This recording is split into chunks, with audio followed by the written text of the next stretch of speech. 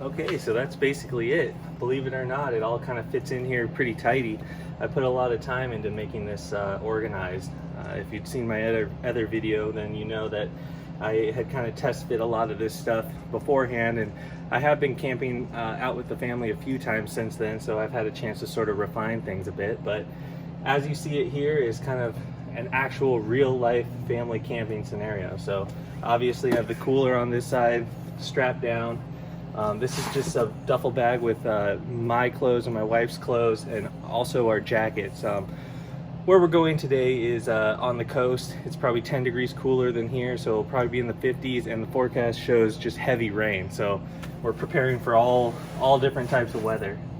I have my trusty Walmart table just kind of cinched up on top here with these straps. The straps just stay in the vehicle, and they're attached to this platform. And then I've got cooking gear on top of my recovery gear. And then I've got my camping gear that has like the chairs, pillows, small miscellaneous things like mattress, pump, fan, things like that. And then in another bin here, I have additional camping gear such as sleeping bags for my wife and I, my son's sleeping bag, and other small inside the tent type items. So it all fits kind of tidy in here, and then it can shut nicely. And I did get a question about this thing at one point. This is kind of version 2.0 of my hatch limiter.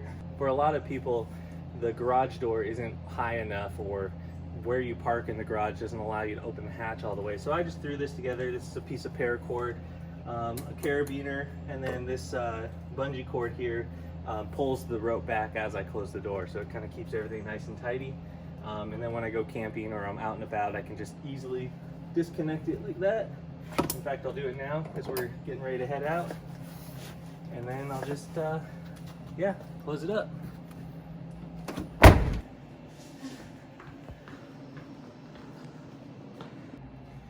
So back here I have the platform that I built in a previous video, and that replaces the back seat and gives me more storage space. So underneath here I have a beach blanket that we'll probably be using. We're going to the beach today. I've got dog stuff, and then my son's little toy. I've just got the water kind of wedged right here. I think this will be a good spot for it. It's out of the way, and it has a low center of gravity. Down over here behind my son's seat, I have his camping stuff, his clothes, his changing stuff or whatever. And here he's got his diaper stuff. And then this is just driving snacks and everything. And then right here I've got our propane heater. And then down there that stays in the vehicle, it's strapped down to the platform. That is my toolbox. Up here, I've got a repurposed net that I pulled from my wife's old Audi. And it's up there in kind of like a attic storage area, so it's kind of nice for jackets and things like that to kind of keep out of the way. And then this spot right here is where the dog's gonna hang out. So this is kind of her spot. So in my opinion, it's pretty amazing that all of this can just kind of fit in nicely inside the vehicle. It took a lot of planning, and this is like an iterative thing that over time I try and refine my plan. But as you can see, it's all relatively organized, even though it looked like chaos back inside the house. So now the next thing to do is just back the vehicle out and then put my tent up on the roof. And I think we're ready to hit the road.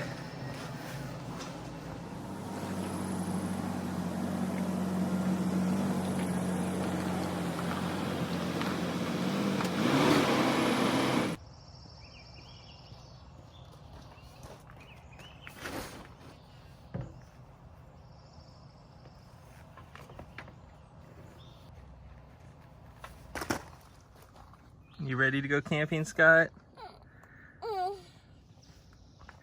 Where's the dog? And there's the doggy.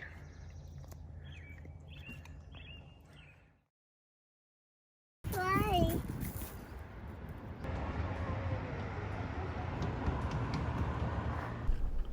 For this trip, we're heading out to the Washington coast to meet up with some friends and do some camping. This is one of the only places where we regularly get a campground at least once or twice a year. This is because there's no dispersed camping around in this area, but the coast is just too cool to stay away.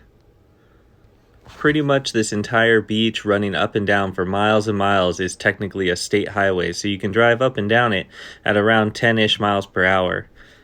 Here I kind of just pick a spot and we park and then wait for some friends to show up.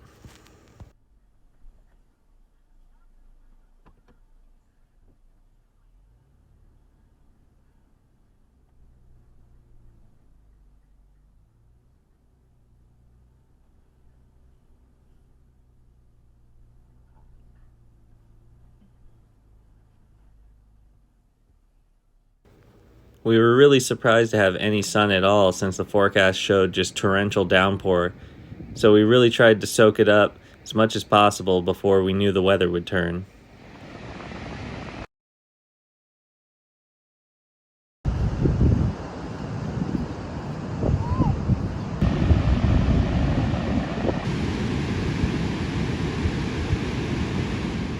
Here comes the rain.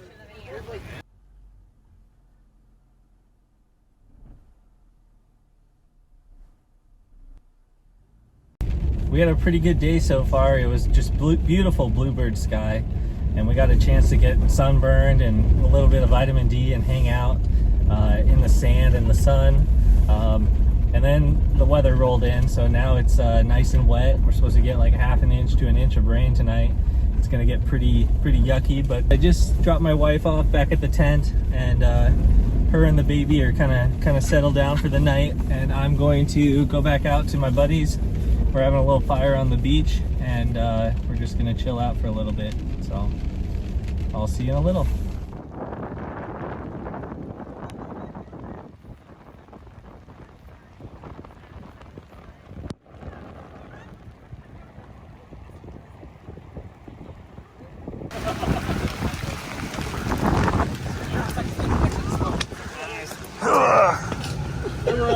Does, John. It's like the Jolly Green Giant shows up in the umbrella. Yeah, it's much better. Thank you. Yeah. I got one. Yeah, we talked about a lot of school stuff.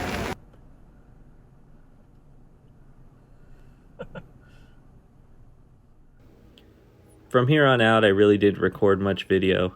The combination of torrential downpour and a late night just really wasn't conducive for it. Make sure you stay tuned for future videos where I go a lot more in depth into my adventure and have a little bit more fun with it.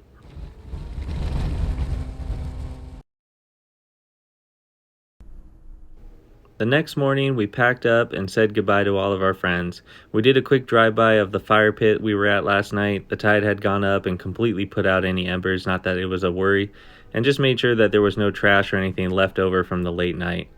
After that, we drove home, I unpacked, and we set everything up inside the house to kind of dry off. It's just kind of part of camping in the rain. So thanks for watching.